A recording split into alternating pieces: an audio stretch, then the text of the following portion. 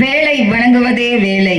பொறுப்பிலே பிறந்து தென்னன் புகழிலே கிடந்து சங்க திருப்பிலே இருந்து வைகை ஏட்டிலே தவழ்ந்த பேதை நெருப்பிலே நின்று கற்றோ நினைவிலே நடந்து ஓர் என மறுப்பிலே பயின்ற பாவை மருங்கிலே தமிழ் இமிலியாய் என் தமிழ் கடவுள் முருகனின் மறு உருவமாய் வீற்றிருக்கும் என் தமிழ் அன்னையே. சேந்தனாம் கந்தனாம் செங்கோட்டு வெப்பனாம் செஞ்சுடர் வேந்தனாம் செந்தமிழ் நூல் விரித்தோனாம் விலங்குவள்ளி காந்தனாம் கந்த கடமனாம் கார்மையில் வாகனனாம் நம் சொந்த கடவுளாம் என் கந்த கடவுளாம் அவரின் கைவேளால் உன்னை முதலில் வணங்குகிறேன். அம்பிகையின் மறு உருவமாக வீற்றிருக்கும் நடுவரம்மா தமிழச்சி சின்னசாமி அவர்களே, அவையிலே மகிழ்ச்சியான வாழ்விற்கு காரணம் பணமா பாசமா என்று அணியில் என்னோட பேச வந்திருக்கும் அம்மா மான்குட்டி அவர்களே, சகோதரர் ராம் அவர்களே. அப்பா பேரை தான் அப்படியே சொல்ற. ஆமாமா, அப்பா பேரை மறக்க முடியாது இல்லையா? மகிழ்ச்சியான வாழ்விற்கு காரணம் பாசம்தான் என்று பாச கட்சி கொடியை கையில் ஏந்தி வேஷம் இட்டு காசின் மதிப்பினை சுத்தமாக அறியாமல் செல்ல காசாக வீட்டிருக்கும் எதிரணியினர் அம்மா கலைசெல்வி அவர்களே, சகோதரி செல்வ புகுந்தை அவர்களே, சகோதரர் தேவேந்திரன் அவர்களே, இக்குமாரசாமி பேட்டை தைப்பூச திருவிழாவினை சிறப்பாக நடத்தி கொண்டிருக்கும் ஆன்றோர்களே, சான்றோர்களே, ஊர் பெரியோர்களே மற்றும் இவ்வரங்கெங்கும் பொங்கி வழிந்து வீற்றிற்கொண்டிருக்கும் என் தகடூர் வாழ் நெஞ்சங்களே, தமிழ் நெஞ்சங்களே, உங்கள் அத்துணை பேருக்கும் இத்தகடூர் மண்ணின் தமிழச்சி தகடூர் தமிழச்சி திருமதி உமா மகேஸ்வரி மாதேஸ்வரன் எனது அன்பு கலந்த வணக்கத்தை தெரிவித்துக் கொள்கிறேன். மகிழ்ச்சி இதுக்கெல்லாம் நீங்க வேகமா கைத்தட்டணும், ஜோரா கைத்தட்டணும். மகிழ்ச்சியான வாழ்விற்கு காரணம் பணமா பாசமா? பணம் தான். யதார்த்தமான நடைமுறை வாழ்க்கைய பேசணும். பேசுறது ஒண்ணு, நடந்துக்கிறது ஒண்ணா இருக்கக்கூடாது. இங்க எல்லாம் கோயிலுக்கு வந்திருக்கீங்க, பட்டிமன்றம் பார்க்க வந்திருக்கீங்க, குடும்பத்தோட வந்திருக்கீங்க, சொந்தத்தோட வந்திருக்கீங்க. ஏங்க கையை தூக்குங்க. எத்தனை பேர் பாசத்தை மட்டும் வச்சுட்டு வந்திருக்கீங்க?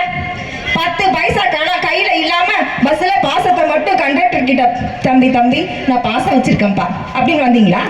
சொல்லுங்க, எத்தனை பேர்? எத்தனை பேர்? ஒருத்தர் கையை தூக்குனா கூட அவங்களை கொண்டு வந்து இங்க வச்சு எங்க பிரகாஷ் ராஜ் டைலாக் சொல்லுவோம், தூக்குங்கடா அந்த தங்கத்தை அப்படின்னு மியூசியத்துல நாங்க வச்சிருவோம். அப்படி ஒருத்தரும் இல்ல. இதுதான் நிதர்சனமான உண்மை. இந்த உலகத்துல இருக்க அத்தனை மனிதர்களுக்கும் ஒரு மொழி இருக்கு. என்ன தெரியுங்களா? பணம். பணம் பேச ஆரம்பிச்சா அத்தனை மொழியும் அமைதியாயிடும். எங்க அம்மா பேசினாங்க, கலைசெல்வி அம்மா. அவங்க இன்னும் அப்டேட் ஆகல, மன்னிச்சிருங்க அவங்களா. அவங்க இன்னும் பூமர் அம்மா மாதிரியே இருக்காங்க. என்ன பண்றது? என்ன அண்ணன் என்னடா தம்பி என்னடா சொன்னீங்க? அது என்னன்னு சொல்லுங்க, எனக்கு தெரியல. பூமர் அம்மா அப்படின்னா பூமர் ஆன்டில அவங்க அம்மா, எனக்கு அம்மா. சோ பூமர் அம்மா. கணவரும் மனைவியும் அன்பா உட்காந்து சாப்பிடணுமா. அவர் 8 மணிக்கு போறாரு, நைட்டு 12 மணிக்கு வராரு, நான் 9 மணிக்கு போறேன், நான் சாயங்காலம் 5 மணிக்கு வரேன். பிள்ளைங்க ஹோம்ஒர்க்கை எழுதிட்டு அதுங்க 7 மணிக்கு சாப்பிடணும். சூழ்நிலையில எங்கெங்க சொந்தமா உட்காந்து சாப்பிடுறது? சேர்ந்து எரிச்சல் தான் வரும். நீ தனியா சாப்பிடு, நான் தனியா சாப்பிடு. நான் ஒரு நாள் வேலை செய்யறேன், நீ ஒரு நாள் வேலை செய். 2 பேருக்கும் முடியலையா? போடு ஸ்விக்கில ஆர்டர். ஆச்சா? நிம்மதியான பொழப்பு. இதை விட்டுட்டு 12 மணி வரைக்கும் நான் முழிச்சிருந்து என் பிள்ளைங்களும் சேர்த்து முழிச்சிருந்து அடுத்த நாள் காலையில 5 மணிக்கு பதிலா 8 மணிக்கு எழுந்தா என்ன ஆகுறது? அவங்க இன்னும் அந்த காலத்திலே இருக்காங்க. அந்த காலத்துல 2 பேரும் வேலைக்கு போலீங்க. இன்னைக்கு ஓடுற பணத்தை தேடி ஓடுறோம்னா ஏங்க ஓடுறோம்? நாங்களா ஓடுறோம்? அந்த காலத்து மாதிரியே விலைவாசி இருந்துச்சுன்னா நாங்க ஓடுவோமா? ஏதோ அப்படி இல்லை, நாங்க ஓடுறோம். வேற வழி, ஓடிதானே ஆகணும். பிள்ளைங்க படிச்சுதானே ஆகணும். செல்போன்ல கெட்ட விஷயம் மட்டும் இல்லைங்க, நல்ல விஷயமும் இருக்கு. இப்போ நீங்க எல்லாம் இங்க உட்காந்து பேசிட்டு இருக்கீங்க, ஆமா தானே? வீட்டுக்கு போன உடனே சமைக்கணும். சரி, தலைவலி. எங்க நடுவரமாவே பாருங்க, நான் பேசுறது எல்லாரும் பேசி தீர்ப்ப சொல்லி தலைவலிக்கும். வீட்டுக்கு போனாங்கன்னா சொந்தக்காரங்க, சரி யாரோ ஒருத்தங்க வீட்டுல இருக்கக்கூடிய சொந்த பாச உறவுகள் கிட்ட ஒரு காஃபி போட்டு குடுமான்னு கேட்க முடியுமா? அது காஃபி மாதிரி இருக்கும். ஆமா, எனக்கு தலைவலிக்கும் போதுதான் இவங்களுக்கும் தலைவலிக்கும். சாப்பிட்ற நேரத்துல காஃபி கேட்கறாங்க பாருங்க, சலிச்சுக்கிட்டே காஃபி போடுவாங்க. அது காஃபி மாதிரி இருக்குமா? இதுவே டிஜிட்டல் மணி எங்க கையில இருக்குங்க. மொபைல் போன் போடுங்க, ஸ்விக்கில order, Swiggy I want coffee. அடுத்த 5 நிமிஷம் அது கேட்கும், ஃபில்டர் காஃபியா இல்ல எஸ்பிரஸோவா கேப்புச்சினோவா? எனக்கு ஃபில்டர் காஃபி தான் வேணும். எந்த கடையில வேணும்? ரங்காவா, மாமி மெஸ்ஸா? மாமி மெஸ்ல தான் வேணும். 5 நிமிஷம் கையில காஃபியோட ஸ்விக்கி நிற்கும். இல்ல நான் சப்பாத்தி டொமேட்டோ குருமா வைக்கிறேன், டொமேட்டோ காலி ஆயிடுச்சு. போடுங்க ஜொமேட்டோ ஐ வாண்ட் டொமேட்டோ. அடுத்த கேள்வி அது கேட்கும், எத்தனை கிலோ? 1/2 kilo, 1 kilo. சரிப்பா, கிளிக் பண்ணு.